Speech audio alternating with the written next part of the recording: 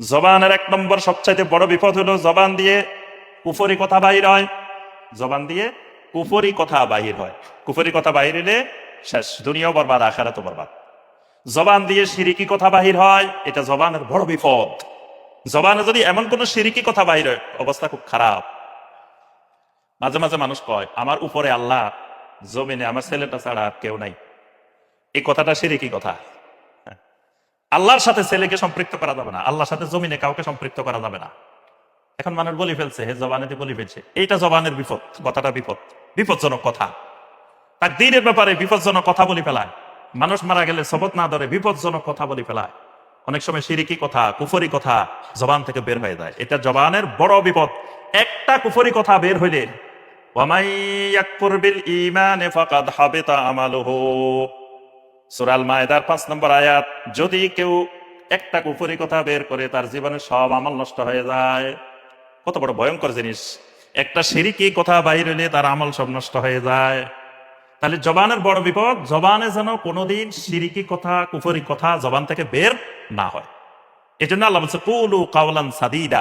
কাওলান সাদিদা হলো যে কথার মধ্যে শিরিক নেই, যে কথার মধ্যে কুফরি নেই, এটাকে বলে কাউলে সাদিদ, তাওহীদের কথা। জবানের বড় বিপদ, জবান দিয়ে গীবত বাহির হয়। জবান দিয়ে গীবত বাহির হয়। গীবত, গীবত আমরা সবাই জানি।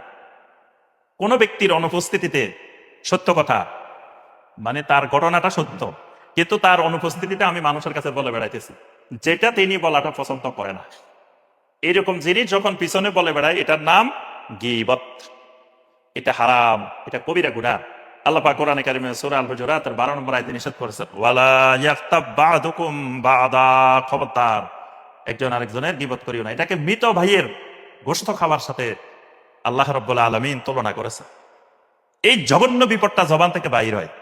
দেখবেন গীবত করতেও মজা, শুনতেও মজা, গীবতের মজলিসে বসতেও মজা।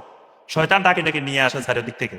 অনেক দূরে থাকলেও যদি শুনে যে কানে ওই জায়গায় গীবত হইতেছে, চা দোকানের মধ্যে বা অমুক জায়গায়, সুন্দর করে আস্তে করে একদিকে দিয়ে বসে কান খাড়া করে শুনতে থাকে।